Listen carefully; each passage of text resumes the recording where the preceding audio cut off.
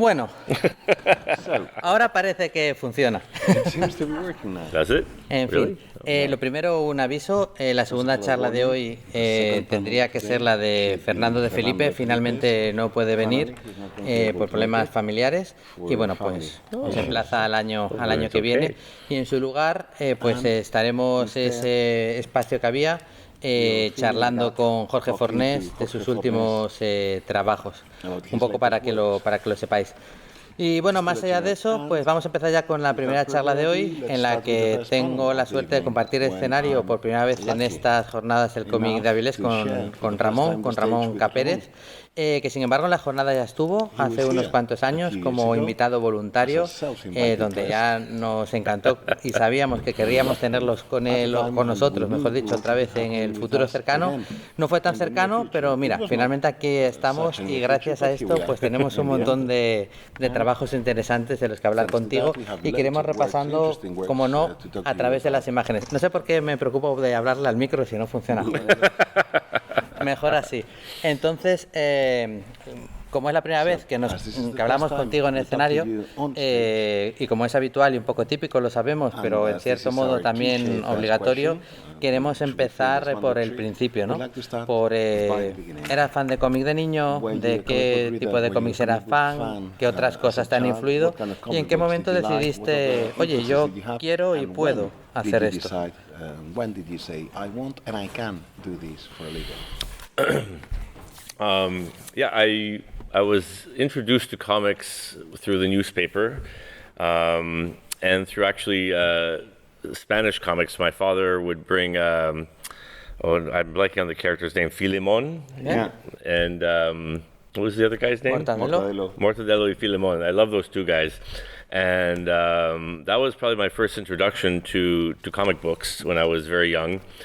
And after that, it was things like Garfield, Calvin and Hobbes, like the traditional Sunday newspapers you would see in North America. And while I had a couple of comics given to me as a young child, I think there was an issue of X-Men and Avengers that a friend had given me.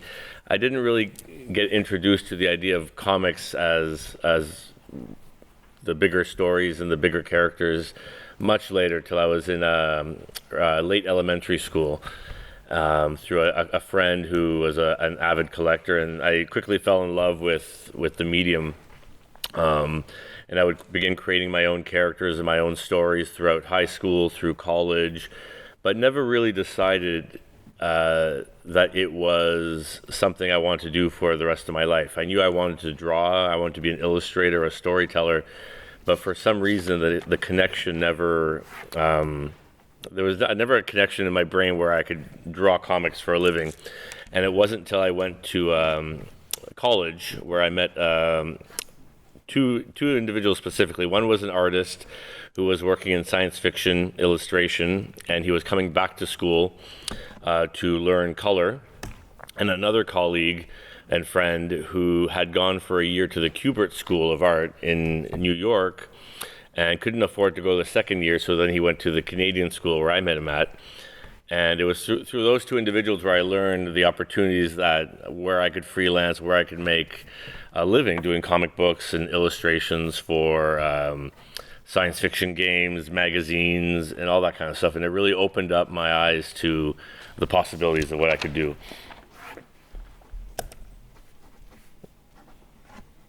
And speaking of which, that's probably one of the first ones I did in gaming. Yeah.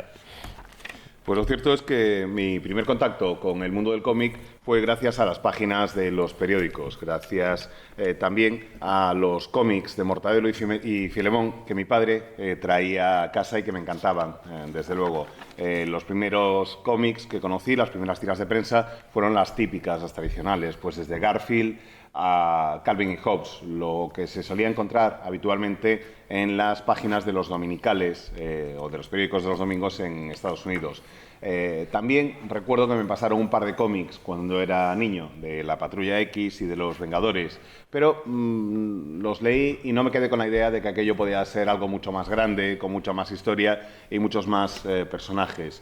Me enganché al mundo del cómic ya cuando estaba a punto de acabar la secundaria, porque tenía un amigo, un compañero de clase, que era un coleccionista voraz de cómics y gracias a él pues me enamoré del medio.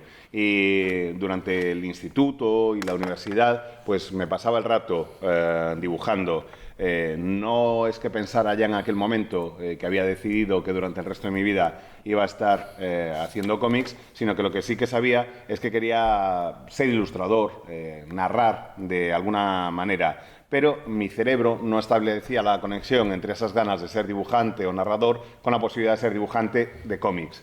Lo que ocurre es que mientras estaba estudiando en la facultad, conocí a dos personas que me influyeron mucho y que fueron las que me abrieron los ojos ante esa posibilidad. Uno era un ilustrador que hacía portadas de ciencia ficción y que había vuelto a la facultad para aprender y mejorar la técnica del uso del color, y el otro era un compañero y amigo que había acudido durante un curso a la escuela de cómic de Joe Kubert en Nueva York. Pero como no se podía permitir, no podía pagar el segundo curso, en lugar de hacer segundo en la escuela de Kubert, lo que hizo fue matricularse en la facultad en Canadá. Esas dos personas fueron las que me abrieron los ojos, como digo, las que me presentaron las posibilidades de ser freelance, me indicaron cómo me podía ganar la vida como autor de cómic, como ilustrador y haciendo portadas para juegos, videojuegos y cosas de ciencia ficción, incluyendo revistas, y gracias a ellos pues aprendí cuáles eran los primeros pasos que tenía que dar y qué es lo que tenía que hacer para dedicarme a esto como profesión. Y ahora cuéntanos esos primeros pasos, ¿en qué dirección fueron? ¿Cómo fue ese momento de enseñar carpetas, me imagino, en convenciones, editores, en empresas, en compañías? Y bueno, háblanos de esos primeros trabajos y cómo recuerdas que fuera cobrando forma poco a poco lo que ahora es tu carrera artística.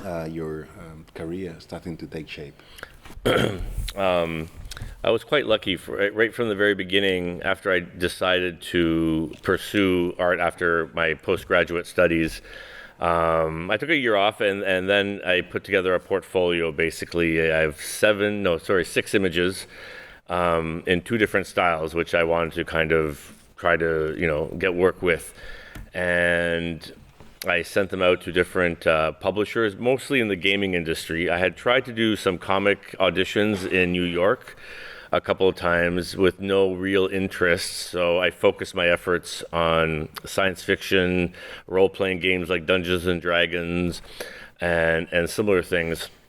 And so I sent this portfolio out to, I think it was 9 different companies, back then you would just mail them out and you would telephone call them, and if they got it, we would have a little discussion and try to get some work. But out of those 9 that I sent out, one company called me back and offered me a job on the spot for a book for 30 illustrations, but they needed them within the month to do. And so I think they woke me up with the phone call. I agreed, and then I quickly had to jump in and start drawing as fast as I could to make that deadline. And that company I worked for probably a good 8 years in the beginning of my career. First for the first 2, just solely for them, producing quite a bit of work and being introduced to the whole culture of conventions and different events where they would bring me down to meet fans, and I would do sketches and that sort of thing. So that really kind of introduced me to the culture behind comics and gaming and that sort of thing. And then over the years, I would then use that work to get more work and still try to eventually, show my portfolio to comic book companies. And that was a more difficult road that took a lot longer to get to, basically.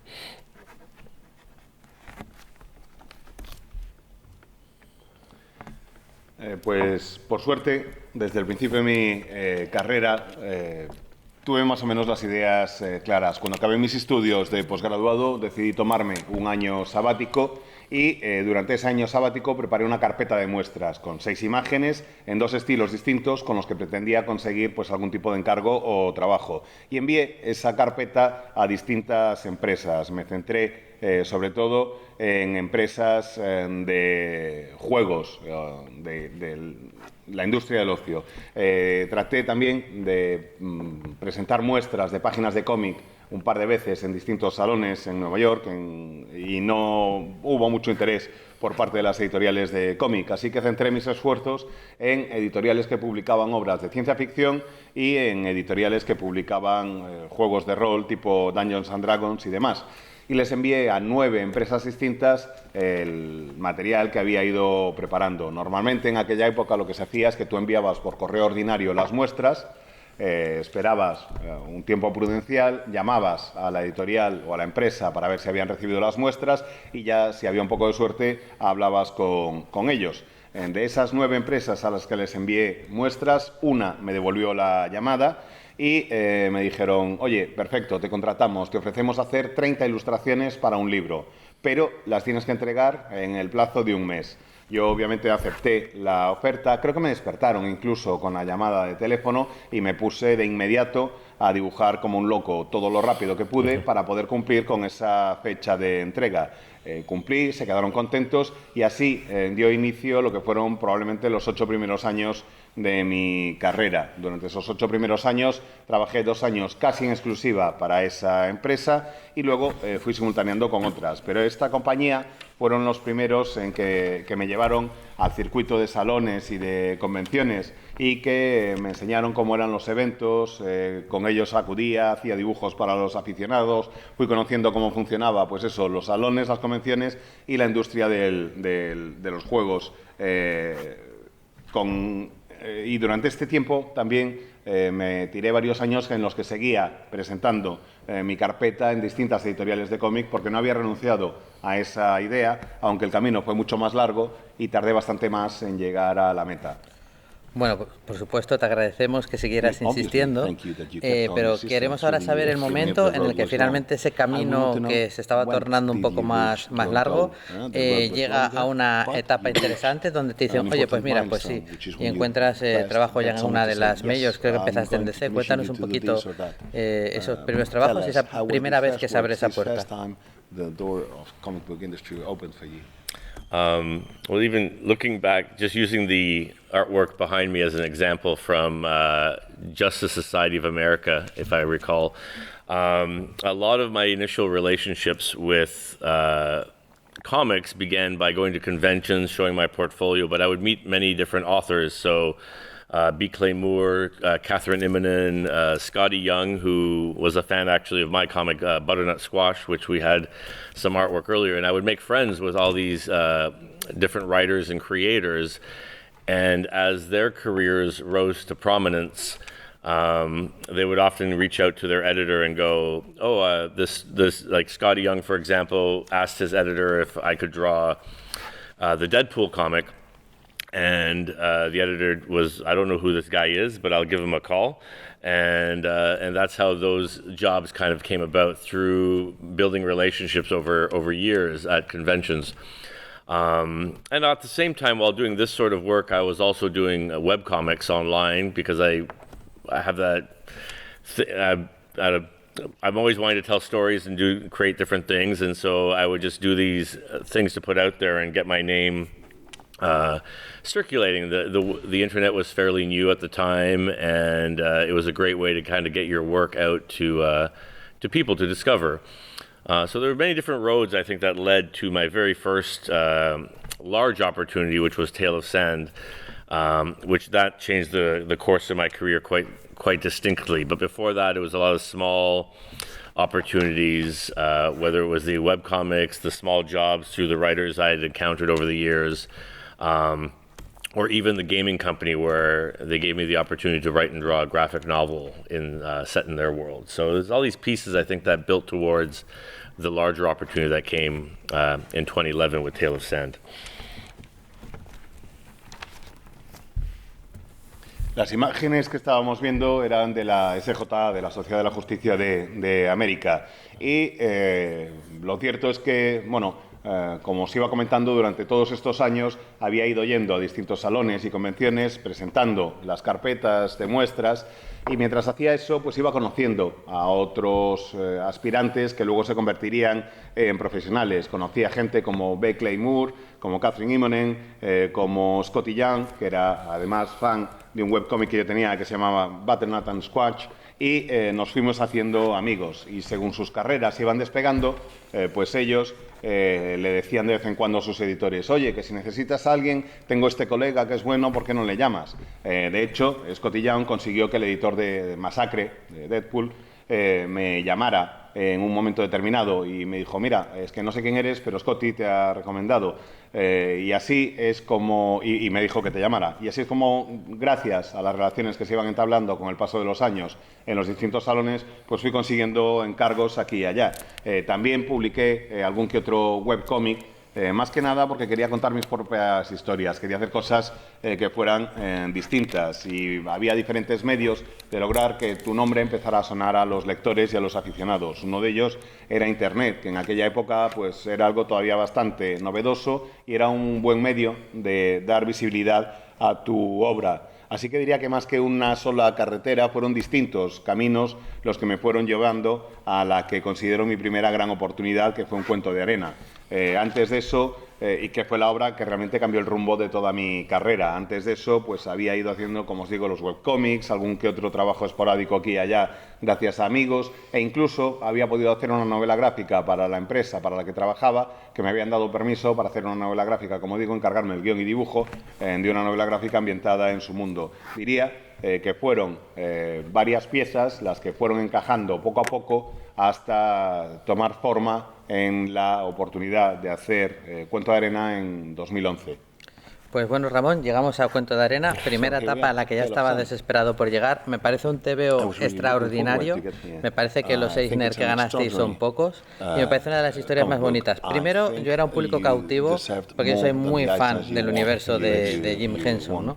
Entonces, yo sabía perfectamente que él y Jerry Yull tenían una historia en la que habían estado trabajando, no sé, 5, 6, 7, 8 años y que quedó aparcada porque se pusieron a hacer, no nos vamos a quejar por tanto, pues Barrio Sésamo y el show de los Muppets y bueno, dejó un poco atrás su etapa en cine más experimental y aunque se acabó rodando todo lo que escribió, Cuento de Arena nunca se llegó a hacer, ¿no? Era como una cosa que quedó en un cajón y que pues nunca cobró forma en el audiovisual. Entonces, claro, cuando me enteré que alguien iba a publicar la historia por fin escondida de Henson, que tantas ganas tenía de conocer, de que iba, que había rumores y tal, no me imaginaba que fuera a hacerlo en una forma tan extraordinaria. Lo primero, felicitarte porque me parece un trabajo alucinante y lo segundo, quiero que nos cuentes cómo se forjó esto, o sea, cómo de repente llegó a este guión. Se ve mucha libertad gráfica, creativa. No sé si el guión era muy vago o venía todo muy detallado. Cuéntanos un poquito, aunque hablaremos un poco más de Cuento de Arena.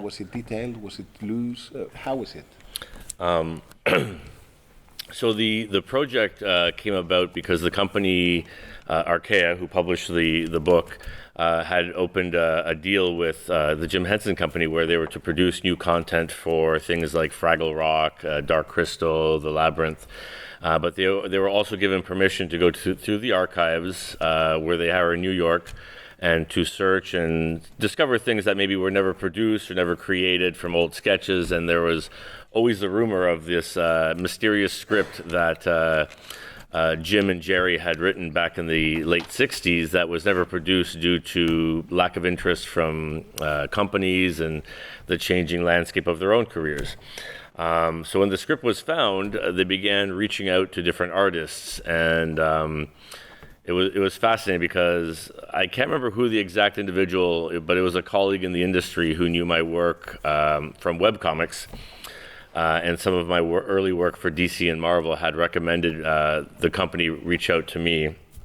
But they also reached out to probably a dozen different artists. I know Becky Cloonan was one of the artists contacted, as well as a few more. But there's actually a complimentary edition to the book where you can actually see some of the other artwork created by some of the other artists who were auditioning for the book.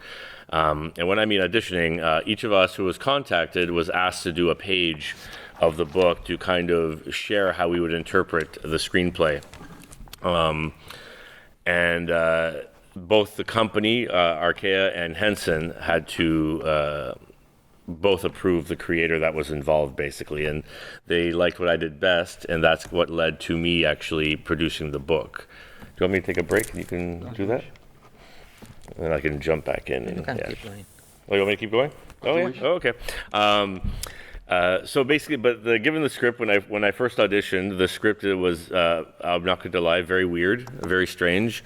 It made kind of no sense, but it was interesting enough where I discovered a whole new side of Jim Henson that I was never aware of, because I grew up on the Muppets. I was familiar with the Dark Crystal and the Labyrinth, but his whole career before these things that we know him for today, he was experimenting with short films, animations, music, and it was very interesting stuff. And so I was provided with a catalog of work predating the series I just mentioned, and kind of exposing me to this whole other side to Jim Henson's creativity, and immersing myself in his work day in and day out for almost half a year while working on the project. And the interesting thing about the script was, I wouldn't say it's a loose script or a tight script. It was obviously meant for film.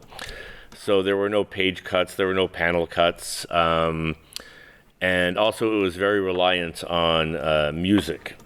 And so my whole idea was, how do I adapt something that was meant for sound and cinematography and film into a very static medium that has no sound, and that was my biggest challenge. And I think I did it pretty well, figuring out a kind of kinetic storytelling with the way I laid out the panels, but also I decided to use color to evoke the music of the soundtrack that Jim suggested. So that's why the book will often go from full color to spot color to no color at all, and in and out of that spectrum. So it was very interesting, and the editor who I had on the project really allowed me a freedom to play unhindered. He let me kind of do what I wanted without really questioning what I was doing, and that's a freedom I've rarely received in my career since.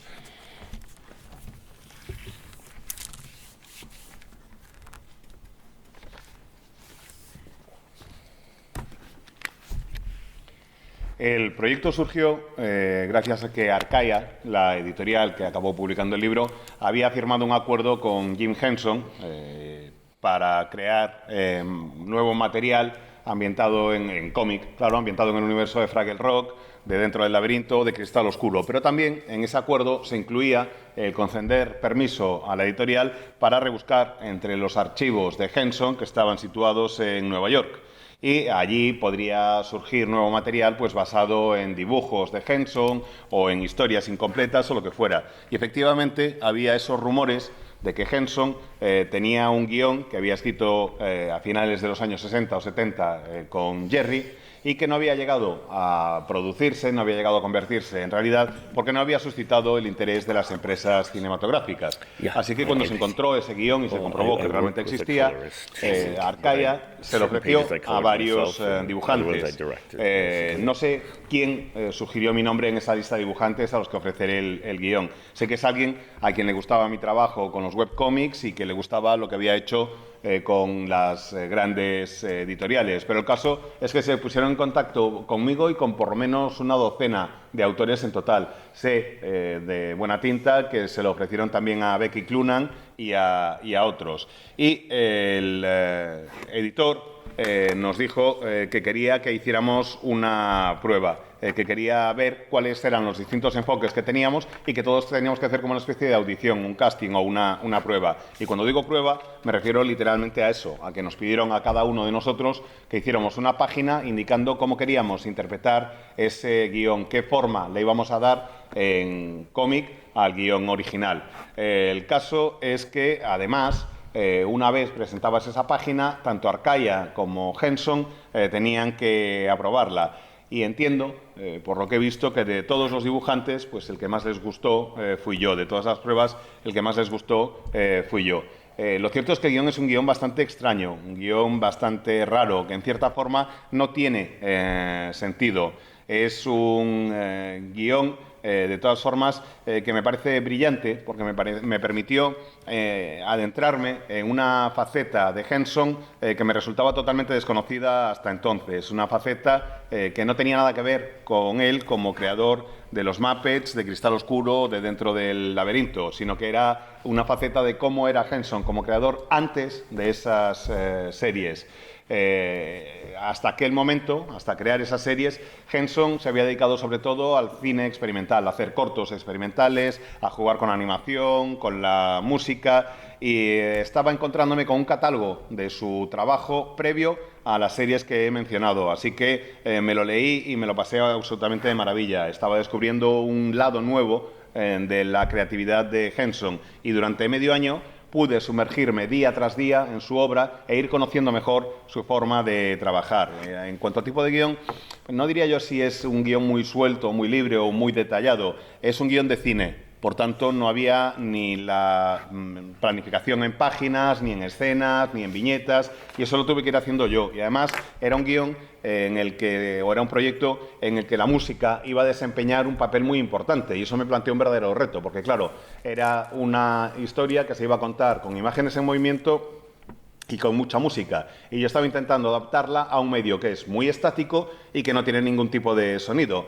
Creo que salí airoso del trance, logrando una composición de página bastante cinética, que transmite mucho la sensación de movimiento, y usando el color como sustituto del sonido, de la música. El color está presente de distintas formas, a veces en toda la página, a veces simplemente en manchas, a veces hay páginas que no tienen ningún tipo de color, y me pareció interesante la forma de trabajar y de experimentar en ese sentido. Encima, el editor me dio libertad total y absoluta para jugar sin ningún tipo de trabas. Es algo que me permitió trabajar a mis anchas, me dejó hacer lo que quería sin cuestionarlo en ningún momento, y eso es algo que realmente me ha resultado prácticamente extraordinario. Es muy raro que me ocurra algo así a lo largo de mi carrera. Sin duda que ha salido muy airoso, triunfador, diría yo, en el envite de capturar el ritmo de la música en las viñetas. Hay más cosas que las que han mencionado. Utiliza con frecuencia simetrías. A medida que va sonando la música, que claro, la música tiene distintos ritmos, pues las viñetas van teniendo distintos tamaños que te ralentizan o te hacen ir más rápido en la lectura, de la misma forma que lo harían las notas musicales que van sonando. Y bueno, muchos otros recursos que demuestran de lo que hablamos siempre aquí, lo que todos los que estamos aquí sabemos, que es la enorme capacidad del cómic para transmitir cualquier sensación, con infinitos recursos, muchos explotados y muchos probablemente todavía por explotar. Sabemos que le dio total libertad la gente de Arcaia, pero también dijo que él tenía que aceptar un poco todo el proceso, la parte de Henson. Y yo sé que él tuvo que estar bastante en relación con Lisa Henson, la hija de evidentemente Jim Henson. Y me gustaría que nos contara si por esa parte fue un poco más difícil o también encontró una aliada, y cómo fue la relación con la parte de la industria Henson.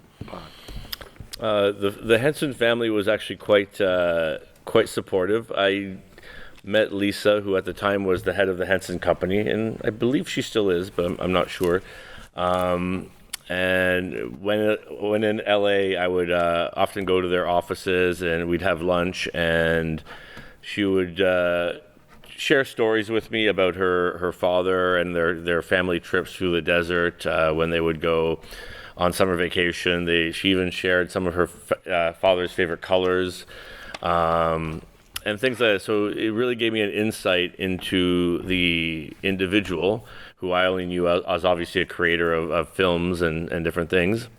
But the other person I had to thank was Karen Falk, who was the archivist of the Henson Company.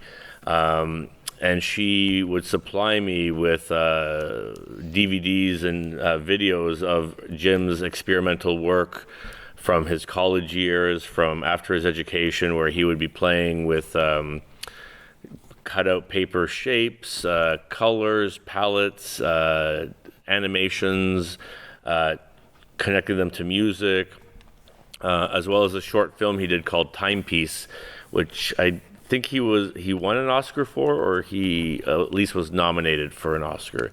And all this stuff altogether really informed me of the individual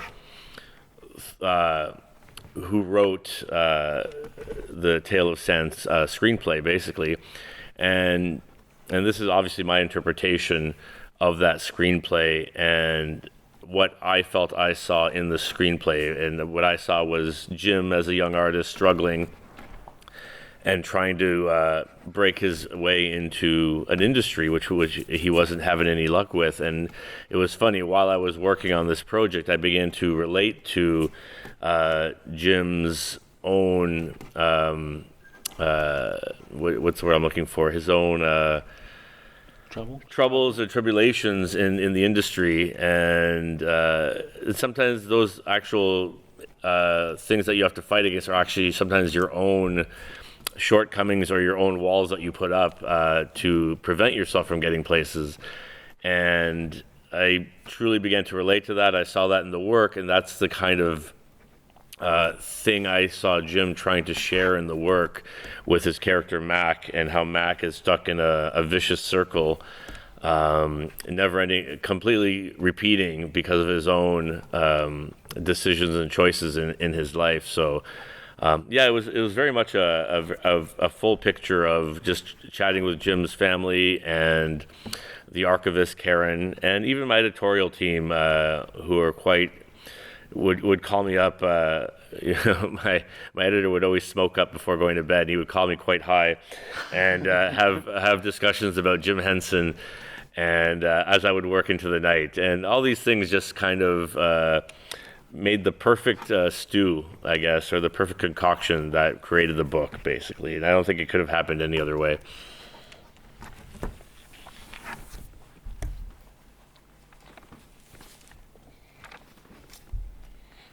Pues la verdad es que la familia Henson me ofreció todo su apoyo incondicional desde el primer momento. Me pude reunir y pude conocer a Lisa, a la hija de Jim Henson, que era la presidenta de las industrias Henson en aquella época y que creo que todavía lo sigue siendo, pero no estoy seguro. El caso es que cada vez que yo iba a Los Ángeles, quedábamos, me pasaba por su oficina y nos íbamos a comer. Y mientras comíamos, pues iba compartiendo conmigo historias acerca de su padre. Me contaba, yo qué sé, las vacaciones familiares, cuando se iban de viaje al desierto, o me hablaba de los colores favoritos de su padre, y me permitía ir conociendo a un individuo al que hasta entonces yo solo conocía a través de su obra audiovisual. La otra persona a la que tengo que agradecer su ayuda es a Karen Falk, que es la archivista de la Fundación Henson, que era la que me pasaba DVDs y vídeos con los trabajos experimentales de Jim, tanto durante sus años de formación universitaria como después de salir de la universidad. Y me encontré en esos vídeos y DVDs con cortos, utilizando figuras recortables, con animación, con el uso de una paleta muy concreta de colores. Tiene un corto, de hecho, que se llama Timepiece, que ahora mismo no estoy seguro de si le valió un Oscar o una nominación al Oscar. Nominado en el 66. He was nominated in 66. Oh, there you go.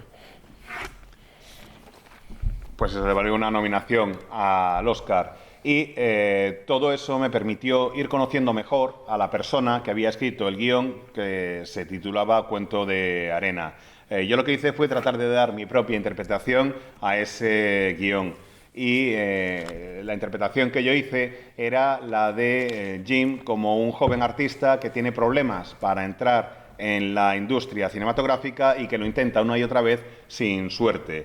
Y mientras iba leyendo el guión y haciéndome esa idea, pues empecé a proyectar mi propia situación en el guión que estaba leyendo. Empecé a identificarme con Jim, porque yo me veía también como un autor atribulado y con problemas, y que se estaba poniendo trabas a sí mismo. Muchas veces las dificultades que tenía Jim, o que tenemos algunas personas, son dificultades autoimpuestas, son carencias que tenemos y muros que nos levantamos a nosotros mismos y que nos impiden llegar allí a donde queremos llegar. Yo me identificaba mucho con el protagonista, con Mac, porque Mac está metido en un círculo vicioso que se repite una y otra vez por culpa de las decisiones vitales que va tomando. Así que me pude hacer una imagen gracias a las conversaciones con de quién era Jim, gracias a las conversaciones con su familia, gracias a la ayuda de Karen y gracias también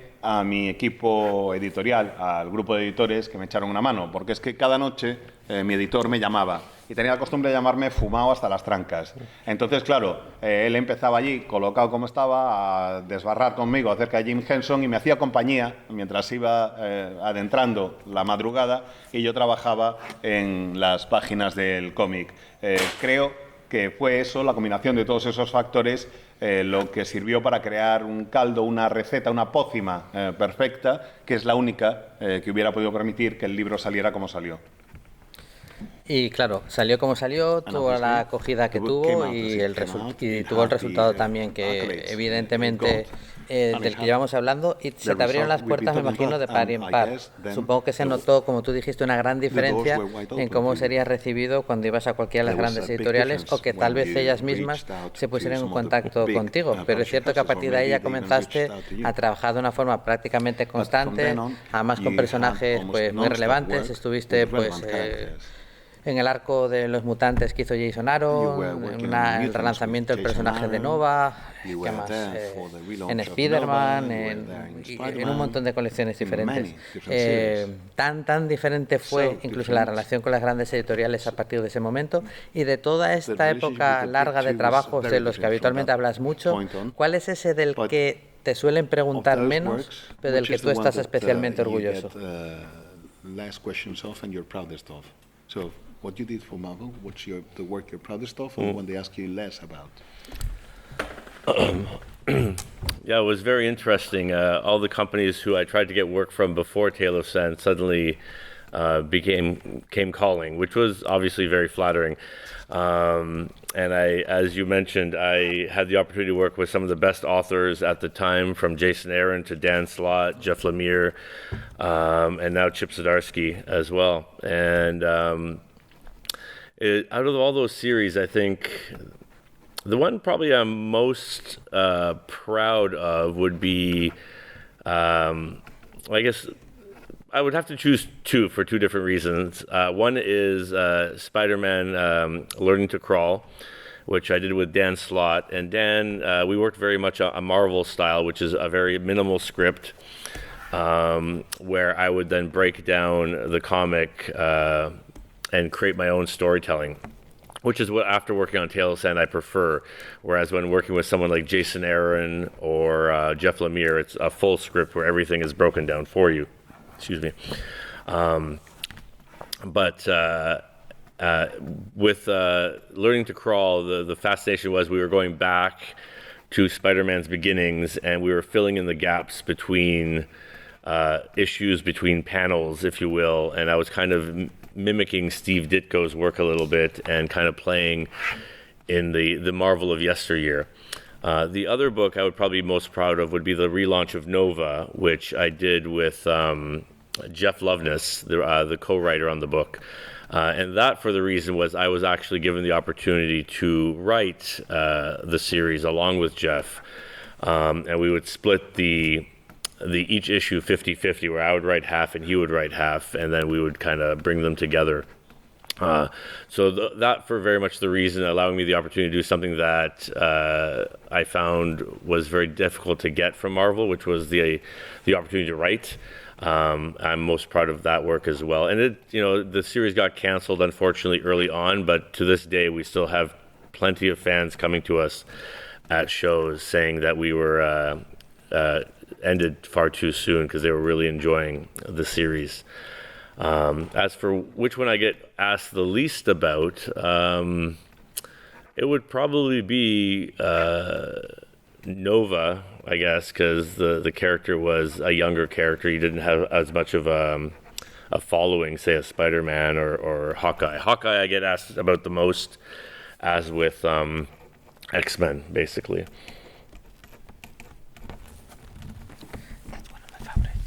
Oh, that was fun. I liked working on that one, yeah. Pues es cierto que de repente suscité el interés de todas las empresas con las que había intentado conseguir trabajo antes de Cuento de Arena y que no me habían hecho ni caso, ahora eran ellas las que venían y llamaban a mi puerta. Y lo cierto es que resultó muy halagador el proceso, para que os voy a engañar. Y además me dio la oportunidad de trabajar con algunos de los mejores guionistas del negocio, colaborar con gente como Jason Aaron, como Dan Slott, como Jeff Lemire, como Chip Zdarsky ahora, en fin.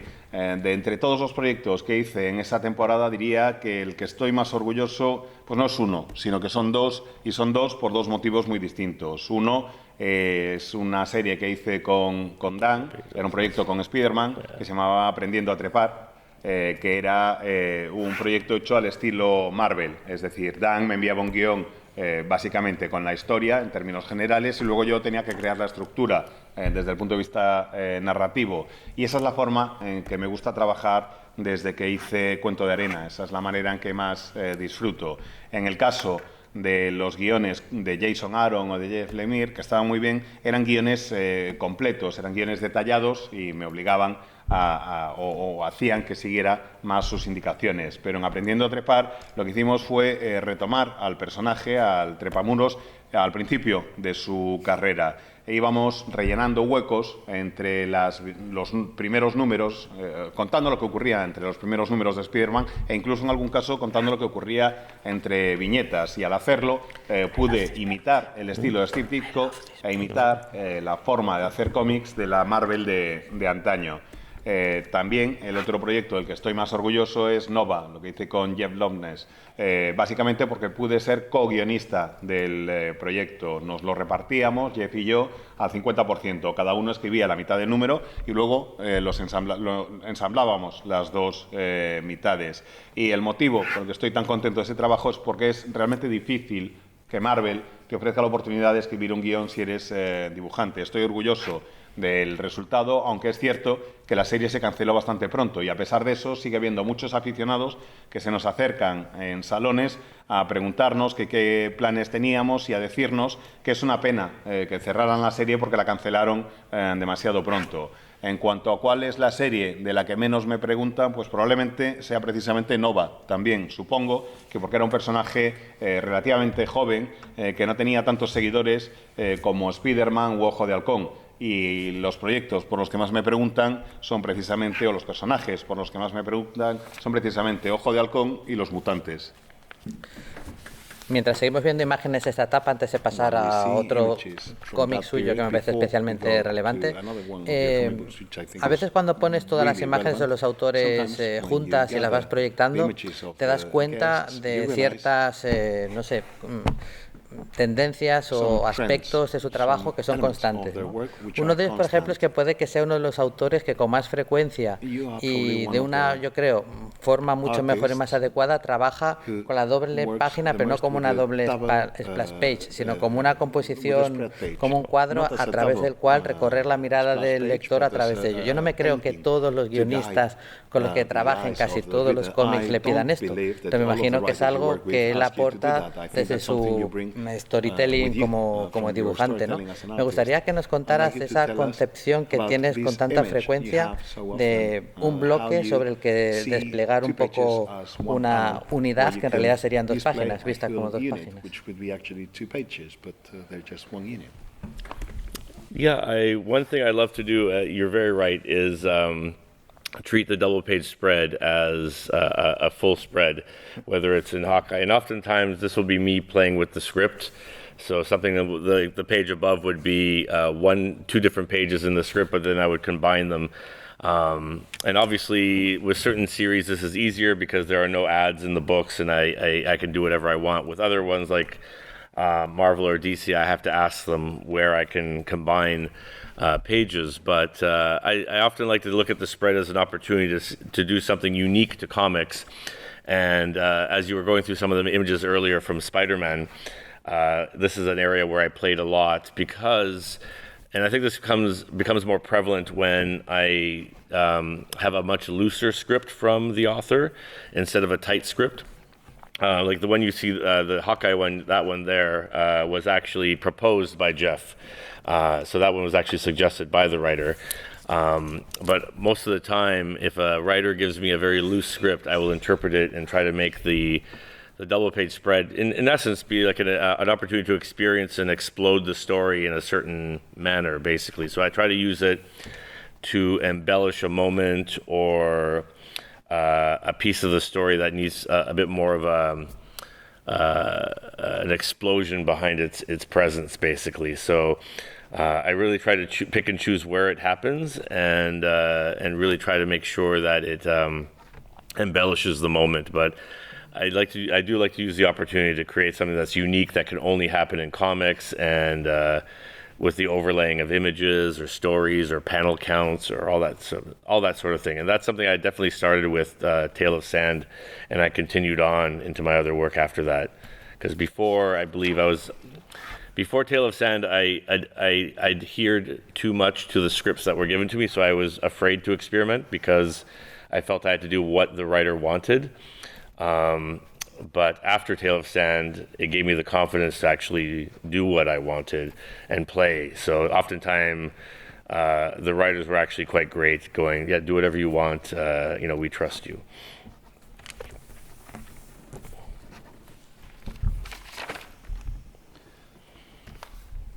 Pues tienes razón en que ese tipo de composición es una de las composiciones que más me gusta hacer. Me gusta contemplar la doble página o considerar la doble página como algo absolutamente único, y la mayoría de las veces que aparece en uno de mis cómics es porque yo aporto la solución y la idea. Combinar dos páginas en algunas series es fácil, porque sé que en ese proyecto no va a haber anuncios insertados en mitad del TVO y no va a haber ningún problema, pero cuando trabajo para Marvel o para DC, si quiero hacer uso de esa doble página, pues necesito preguntarles de antemano y pedirles permiso casi, porque ahí sí hay anuncios y necesito saber en dónde voy a poder jugar y dónde no. Me parece que la doble página es una oportunidad única. Es algo con lo que jugué sobre todo en el proyecto de Spider-Man que os acabo de mencionar. Y pude jugar más porque el guión era un guión pues bastante libre, bastante poco detallado, bastante suelto. En el caso de Ojo de Halcón, que es una de las dobles páginas que vimos antes, eso sí fue cosa de Jeff, el guionista, que me marcó que quería utilizar ese tipo de recurso. Por lo general, cuanto más suelto es el guión, más oportunidades tengo, cuanto más vago es el guión, si queréis, más oportunidades tengo de explorar las posibilidades que ofrece la historia. Y suelo aprovechar esa doble página para tratar de embellecer lo que se está contando, para tratar de dar más relevancia a un momento, a una parte de la historia que yo considero que necesita una mayor explosividad, una mayor efusividad, si queréis, y una mayor presencia dentro de la historia. Es algo que me gusta bastante y me gusta poder elegir en qué momento voy a utilizar ese recurso, asegurándome siempre, como digo, que es para aportar belleza a la historia, para realzar un momento. Y es una oportunidad única de este medio nuestro, de los cómics. Son los cómics los únicos que te ofrecen esa posibilidad de superposición, de imágenes, diálogos, de jugar con el número de viñetas. Me parece fantástico. Es algo que empecé a utilizar en Cuento de Arena y que luego me ha acompañado en el resto de mi carrera hasta convertirse en una constante. Antes de Cuento de Arena siempre me ceñía al pie de la letra los guiones que me enviaban, porque tenía miedo de alejarme de lo que me habían mandado y de ponerme a experimentar. Después de Cuento de Arena me di cuenta de que la doble página era una oportunidad fantástica para hacer lo que quería y poder jugar un poco. Y por suerte, ahora los guionistas con los que trabajo me dicen, haz lo que quieras porque confiamos en ti. So can I add one more thing? I guess one thing I forgot to mention was the double page spread also allows me to play with shapes that I can't play with on the single page spread. So, and for me, the panel shapes and their arrangement is the emotional rhythm of the story. So the longer with a double page spread, I can do a long panel across the top to evoke, loneliness, for example, or a passage of time. And so having the opportunity to expose the page to the double page and arrange the panels in a different manner to evoke whether it's speed, emotion, or whatever, that's the extra added benefit of that sequence, if that makes sense. Y me gustaría añadir algo que había olvidado, y es que la página doble me permite jugar y usar recursos que una página normal no ofrece. Yo creo que la forma y la colocación de las viñetas son las que marcan el ritmo emocional y el ritmo de lectura de la página. En una página doble puedo hacer una viñeta muy larga que recorra todo lo alto de las dos páginas y que me sirva para reflejar la idea de soledad o el paso de tiempo. Creo que la colocación y la disposición de las viñetas sirve para indicar no solo la velocidad de lectura, sino también las emociones que tratas de transmitir con la página, por extraño que pueda sonar. Estamos viendo Nova, como Sí, decías sí, antes, un Nova. TV por el que te preguntan poco, pero As I said, que this is a aquí series funciona they muy bien don't y, ask you por much ejemplo, a mí, a about. mucha gente nos But gusta it mucho. did work well in Y Spain, se resaltó and I bastante en really este like it. trabajo algo que yo creo que And estaba in this presente work, ya en toda tu trayectoria something y que además that was coincide, highlighted que that es was común a on your bastante whole de los career. autores invitados que tenemos este And which año, happens a que lot es un with, especial many of the buen guests manejo this year, which del is acting de the, los personajes, ¿no? En good muchos casos acting esto lo of, hacen desde acercándose un poco al realismo, pero por ejemplo en el caso de ayer de Carl o por ejemplo hoy Some tuyo, do it through realism, esto es but más un Carl poco, yesterday and you today do it os more aproximáis más a esta gestualidad, este acting de los personajes desde style. la exageración, ¿no? You do it Y from funciona muy bien. Me exaggeration, gustaría and it que works nos really contaras well. un poquito más Can you sobre tell us esto. a little bit more about how you approach this acting of the character? I think the acting of the characters for me stems from a lot of my earlier work. Early work that I read as a kid, whether it was Garfield or Calvin and Hobbes, or even Mortadelo and Filemon. There was the exaggerated cartooning,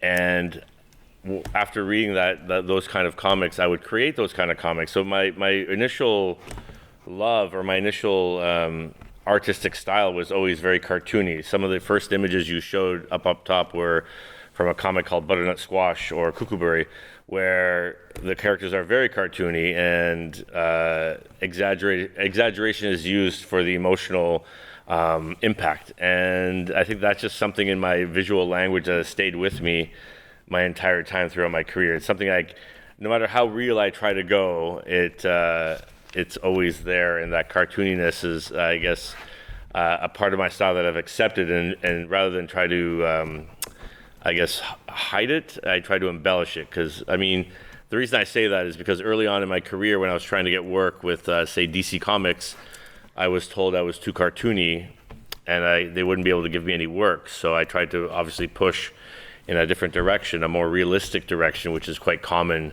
especially at DC, more than Marvel comics, where it's very gritty, dark, and so forth. Like I remember, for example, one comic when I auditioned for Wildcat from Justice Society of America.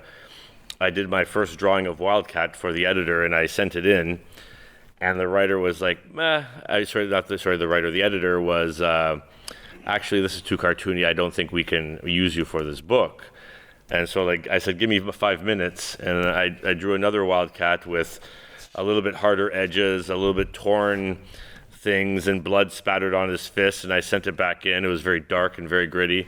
And the editor was like, "Perfect. This is exactly what we're looking for." So it's something that, like I said, for a while, I would try to not work within, but then as I've grown more fond of, realizing who I am as an artist and being more truthful to myself, it's something I definitely like to push. And with Nova, because I co-wrote the book, it's something I was allowed to leave room for and actually put into the book, because I was actually setting the pace of the story along with the other writer. Pues efectivamente, para mí es muy importante esto de la forma de actuar y de comportarse, la gestualidad de los personajes. Y creo que deriva de las lecturas que yo tenía de niño, de Garfield, de Calvin y Hobbes e incluso de Mortadelo y Filemón. Es algo que me gusta mucho y que me imagino que ha acompañado efectivamente mi capacidad creativa desde mis inicios. De hecho, al principio yo ya tenía un estilo bastante caricaturesco en series como Butternut and Squash o Kookaburra. Eran series muy exageradas en su planteamiento y por tanto los personajes también eran muy exagerados, y utilizaba yo la exageración para poder transmitir lo que quería transmitir y para lograr el impacto emocional. Y supongo que ese carácter caricaturesco me ha acompañado durante buena parte de mi carrera. Y es algo que con el tiempo he ido aprendiendo a aceptar y a asumir. Y ya no trato de ocultarlo, sino de realzarlo. Y digo esto de no ocultarlo, sino realzarlo, porque al principio de mi carrera, sobre todo cuando enviaba páginas de prueba para DC, me decían siempre que era demasiado caricaturesco. Y eso es algo de lo que trataba yo de huir para dirigirme más hacia un cierto realismo. Es muy habitual que en DC y Marvel, sobre todo en DC, de todas formas, prefieran un estilo más realista, que sea más oscuro, más sucio. Me acuerdo de presentar una serie de dibujos de prueba para la serie de Wildcat, uno de los personajes de la Sociedad de la Justicia de América, y que el primero que envié, se lo envié con mi estilo habitual al editor, y el editor me dijo: es que no lo veo, eres demasiado caricaturesco y no vas a funcionar bien en la colección. Y dije: espérate, dame 5 minutos. Y rehice el dibujo, lo hice dándole pues unas líneas un poco más duras, un perfil un poco más oscuro, con un par de manchas de sangre aquí y allá, parecía como viejo, sucio, roto. Y el editor me dijo: perfecto, esto es exactamente lo que buscamos. Así que durante un tiempo traté de no utilizar ese carácter caricaturesco de mi dibujo y traté de apartarme de él, pero según me he ido sintiendo más satisfecho conmigo mismo como artista, he decidido que tenía que ser más fiel a mi forma de dibujar. Y en el caso de Nova, es una serie que me ofreció una oportunidad perfecta para poder hacerlo, porque como era el co-guionista, siempre me aseguraba de dejar margen para ese tipo de situaciones y de expresiones. Como ya sabéis que Fernando no viene y hemos quedado un ratito con Jorge, tenemos un poquito más para esta charla y por eso, bueno, todavía he dejado 2 paradas obligatorias más en su obra, como es Jane, de las que estamos viendo ahora imágenes, y un poco más adelante Stillwater, ¿no? Hablemos un poco de Jane, una obra bastante diferente dentro de tu trayectoria profesional, en la que nos cuentan la historia de una chica que deja el pueblo para irse a la ciudad a perseguir su sueño de ser artista, y bueno, pues allí hay varias cosas que le complican la vida, entre ellas el amor, ¿no? Cuéntanos un poquito cómo llega este cómic a ti, y bueno, haces una aproximación gráfica pues bastante diferente, como corresponde a un cómic que es muy diferente al resto. Cuéntanos un poco cómo decides que va a ser así, ¿no? Porque eso es un what if, es una serie de decisiones. Antes de que lo pongas, un cómic puede ser de muchas maneras y al final tú tienes que elegir que es de una, ¿no? Y no de todas las demás. ¿Por qué finalmente es esta? The others. Why did you decide on this shape? With Jane was an interesting project that was in development for a long time. After I finished Tale of Sand, I was introduced to Aline Brosh McKenna, who was the screenwriter of The Devil Wears Prada and a few other films, and showrunner of Crazy Ex-Girlfriend. And she had a passion. She wanted to do a graphic novel. She fell in love with the medium and wanted to try her hand, but was very unfamiliar with it and wanted to be, paired with someone who was familiar and obviously could do justice for what she wanted to create. And we were introduced through a mutual friend, and the book was in development for a long time because she had a script. She was the one adapting Jane Eyre from the classic novel to a graphic novel, and it went through many changes over the years, and she was actually quite open to me in helping her along. So I basically told her, I said, listen, you write a film script and I will then adapt it to a graphic novel, because I didn't want her to worry about how to write for graphic novels. And we also collaborated very closely on the ending of the book. She had written one ending, and I suggested an alternate version, which she then embellished on and created something even stronger, in my opinion. So overall, it was a wonderful collaboration. And for the style, I often believe every story has its own voice, its own visual feel, its own visual look. So if you actually look through a lot of my work, I'm often changing styles depending on the project itself, whether it's something like Butternut Squash or Jane or Tale of Sand or whatever it might be. And with Jane itself, Aline and myself are both big fans of the 1940s and 50s illustration works of people like Rockwell. I'm completely blanking on other names right now, but the very classic Americana of that era. And a lot of the artists that you may have seen doing like Flash Gordon at the time, or my tired brain, I'm sorry. But anyway, so we had this shared love, and so I began to develop a style that was simplistic and reflective of that, and also one that I thought would be, because this is a book that is not aimed at the traditional comic book readers. It's aimed at a completely different audience, an audience that might be picking up a graphic novel for the first time. So I also wanted the style to be as simple and as clear as possible to new readers, so they wouldn't be overwhelmed by, say, the details of a Jim Lee drawing or such. So I really tried to pare things down, and the character being an artist, I wanted the artwork itself to be that of almost her style. So this is her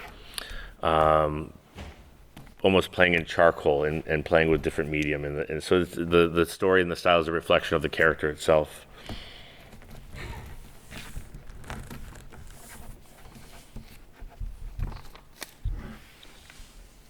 El caso es que el proyecto de Jane llevaba mucho tiempo en desarrollo antes de que me llegara a mí. Es una historia de Alison Brush McKenna, que es la guionista de la peli del Diablo Viste de Prada y que también ha sido la showrunner de una serie que se llama Crazy Ex-Girlfriend. Y ella tenía muchas ganas de escribir una novela gráfica porque descubrió el medio de la novela gráfica o el medio del cómic y estaba absolutamente fascinada por él. Y lo que quería era, eso sí, que la emparejaran con alguien que conociera bien el medio para poder hacerle justicia a la novela gráfica y a las posibilidades que ofrece, al cómic y las posibilidades que ofrece. Y el caso es que el guión de Jane, ella lleva muchos años trabajando en un guión tratando de adaptar Jane Eyre a la obra de Jane Eyre a novela gráfica.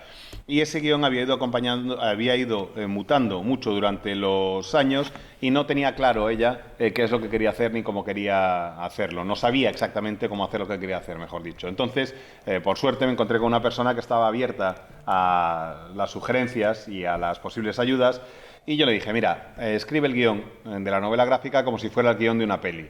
Y ya me encargaré yo luego de darle el ritmo de novela gráfica y de transformarlo en guión de novela gráfica. Y se lo dije básicamente porque no quería que se preocupara por tener que escribir un guión de cómic si tenía dudas de cómo hacerlo. De hecho, la colaboración entre los dos fue bastante estrecha y tanto es así que al final, bueno, pues ella tenía previsto un final para el proyecto y yo me atreví a sugerirle otro. Y ella lo consideró, trabajó sobre él, lo realzó y creo que entre los dos logramos un final mucho más potente de lo que hubiera sido el de cualquiera de los dos por separado. Creo que fue una colaboración absolutamente fantástica y estoy realmente muy contento del resultado. En cuanto al estilo, yo creo que cada historia tiene su propia voz, tiene su propia personalidad y la forma en que necesita que la cuenten.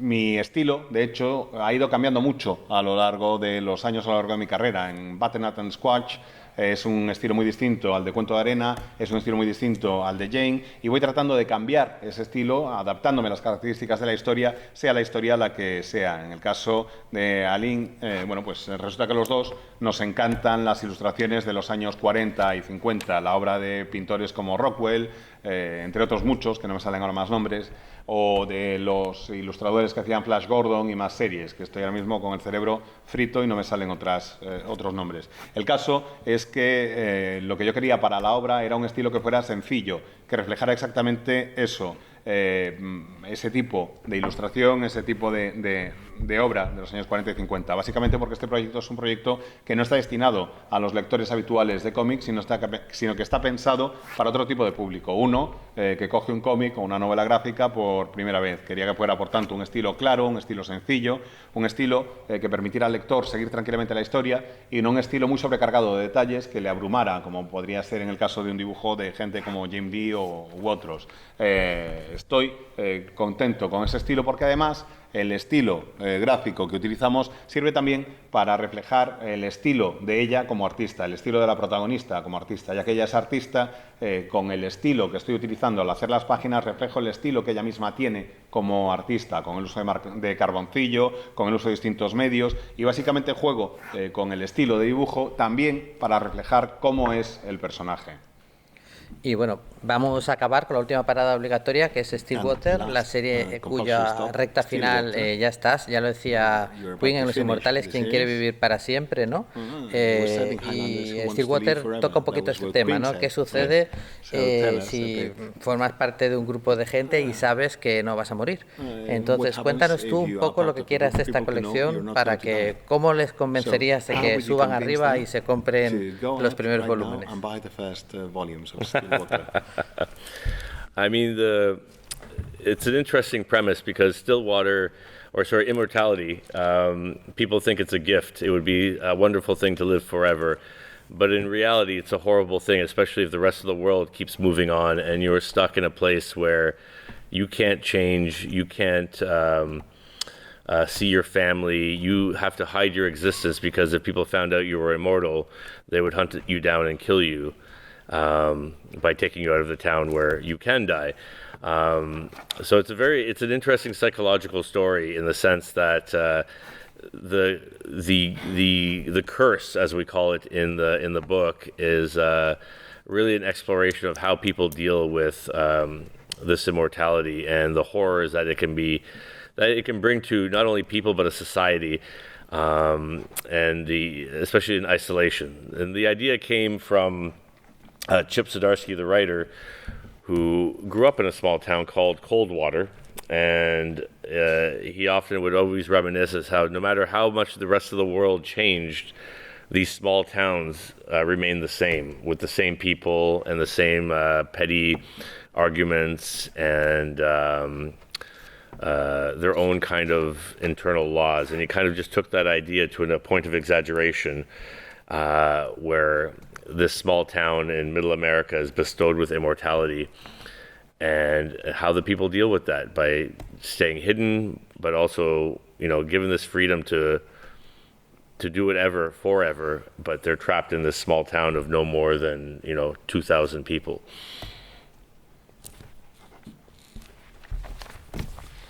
La verdad es que la premisa me parece muy interesante. Siempre se ha considerado que la inmortalidad es un auténtico regalo. Lo de vivir para siempre, que estaría muy bien.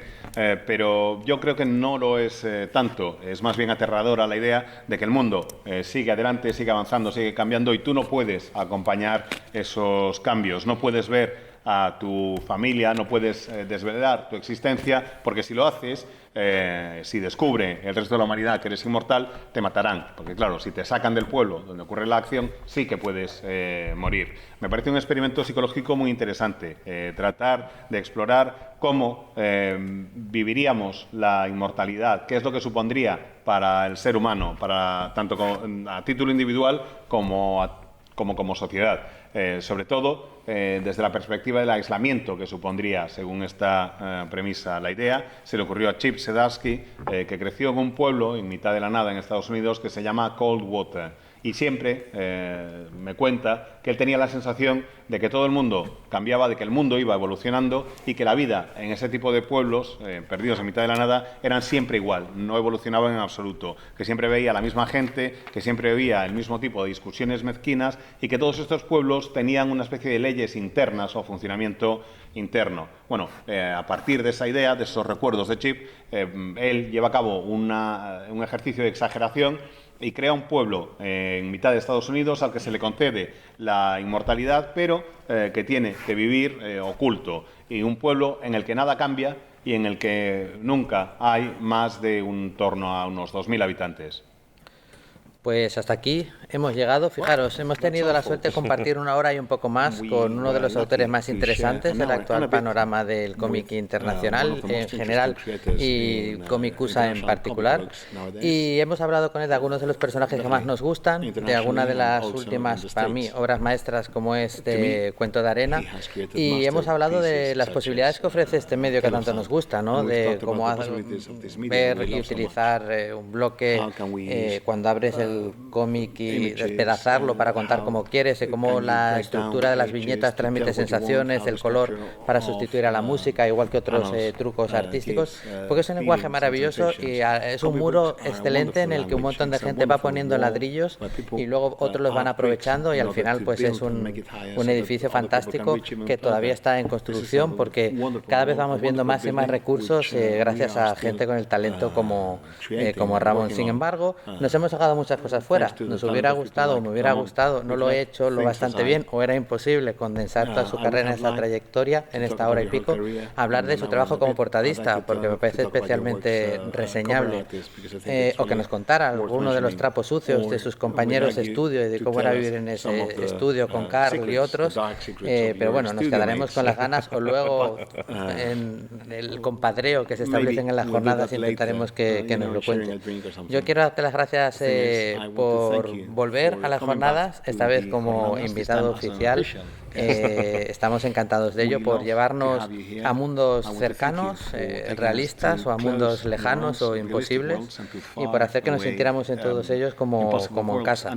También nos hemos dejado fuera los proyectos en los que estás trabajando ahora, pero esto sí que no ha sido un accidente. Esta es la excusa perfecta para volver a traerte sin que pasen tantos años desde tu última visita.